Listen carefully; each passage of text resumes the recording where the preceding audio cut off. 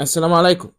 ازيكم يا جماعه؟ عاملين ايه؟ الحقيقه مش قادر ان انا اثبت الموبايل على ترايبود وابتدي ان انا اسجل مقدمه.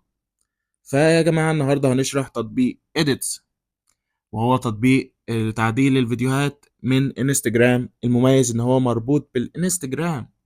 وده هنعرف ازاي اي حاجه انت بتسيبها ازاي تلاقيها هناك، ازاي تعدل الفيديوهات، وهو ده اللي بيوفره لك، ولكن كمان بشكل مجاني. ففي شويه مميزات كده هعرضها لك بشكل سريع، الفيديو مش هيطول. انا اخوك يحيى، ما تنساش بقى اللايك وشير وسبسكرايب عشان مش هرجع لك تاني. يعني هو انا، انت بس هتعمل لايك بس هتعمل لايك وهتشوف الشرح وتعمل لي كومنت بقى. حاسس ان دي احسن مقدمة انا عملتها على مدار مسيرتي، اللي هي لسه ما ابتدتش. ويلا بينا. كل اللي عليك انك هتيجي تفتح التطبيق اسمه edits. هيطلب منك انك تسجل الدخول باكونت الانستجرام، وده يعني هو بيجيبهولك، هو بيتعرف على الموضوع على الاكونت بتاعك. هيقول لك انه عايز يبعت لك اشعارات او notifications، فتقول له allow، تسمح له يعني انه يعمل كده. وهنلاحظ ان الواجهة بتاعتنا متقسمة لكذا تاب: علامة البلس، المشاريع هنا لو انت عملت مشاريع قبل كده او عدلت فيديوهات، إيه، فيديوهات تقدر تتفرج عليها وتجيب منها inspiration لو انت بتعمل edits كتير. خلينا نبص The بصة. bad news is وهكذا. والايدياز اللي هو بيجيب لك افكار. فانا هنا كنت كتبت افكار هنا: ريل عن احسن صور صورتها في القاهرة، ريل عن صور في وسط البلد. فانت تقدر، هنجيلها يعني. وفي هنا انسايتس عن آه النتائج بتاعتك. طيب، انا عايز ابدا مشروع عادي يا جماعة، فهاجي علامة الزائد، هاجي من الجاليري ان انا حددت الصورتين دول، الصورة دي والصورة دي. بيجيب لي ادوات تعديل عادي جدا زي اي تطبيق للمونتاج. الميزة ان هي مجانية. ممكن اضيف اوديو، صوت من الاصوات الموجودة على الانستجرام. ممكن اضيف تكست او نص. ممكن اضيف فويس اوفر من علامة الفويس. ممكن اعمل لينك لحساب او لريل. بدوس هنا، باجي عند ريلز، وباجي ادوس ماي ريلز. سواء ريل عندك او ريل عند حد تاني، وهنختار مثلا لودينج ميديا. وهنا زي ما انت شايف هو ضاف لي الريل بتاعي، او الريل ده كاللي هو اوفرلاي او طبقة على الفيديو بتاعي، وهكذا. واقدر ان انا اشغله واتعامل معاه.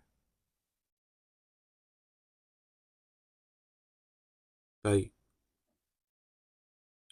هبتدي امسح ده، بحدد عليه واعمل ديليت. ممكن اضيف كابشن. طبعا بيوفر لي فلاتر كتيرة جدا ممكن تضيفها على الفيديو او الصورة. يعني انا عشان ضيف صورة بس هو في الاول في الاخر هو فيديو، فممكن تضيف اي فلتر بيضيف لك فلاتر كتيرة.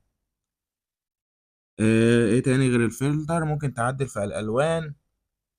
طبعا دي حلقة معينة لو انت عاوزني اشرحها لك، انك انت تعدل في الوان الفيديو او الصورة. آه كمان ممكن تضيف اوفرلاي زي اللي احنا ضفناها قبل كده، انك انت تضيف طبقة تانية. ممكن تضيف ساوند افكتس، بيوفر لك ساوند افكتس كتيرة جدا، اصوات مؤثرة يعني. لو انت بتعمل حركات او الكلام ده فهتكون كويسة ليك. ستيكر، بيضيف لك الستيكرز الموجودة على الانستجرام، ودي حاجة مميزة جدا، مميزة جدا. طيب، ده كان بالنسبة لأول أداة، وهي أداة تعديل الفيديو، أو إنك أنت تعمل فيديو وتبتدي من هنا تحدد الجودة اللي أنت عاوزها من فوق، من علامة ال 2K هنا تحددها 4K، 30 فريم أو 24 زي ما أنت عاوز.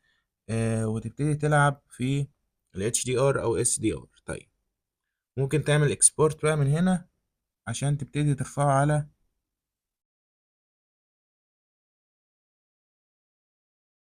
عشان تبتدي إنك أنت ترفعه على الانستجرام. طيب، ده كان أول أداة. وتاني أداة اللي هي الانسبيريشن، بتتفرج على الفيديوهات عشان تبتدي تكون فكرة.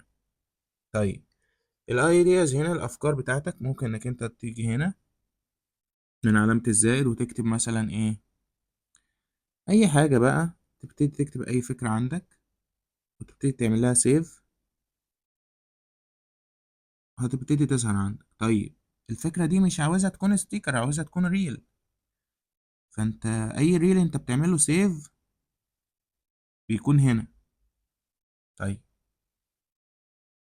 اي اوديو انت بتعمله سيف هتلاقيه هنا من على الانستجرام.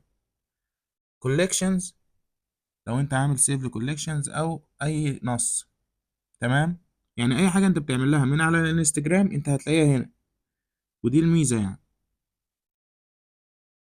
طيب الانسايتس هنا، ودي حاجة بتبقى خاصة بيك انت بقى، انك انت بتجيب لك احصائيات الفيديوهات بتاعتك على الانستجرام، ودي بصراحة مش عارف اوضحها او اجيبها يعني. بس ده كان بشكل بسيط شرح لتطبيق ايديتس على الانستجرام. اتمنى يكون استفدت، ولو محتاج اي حاجة فقول لي يا صديقي.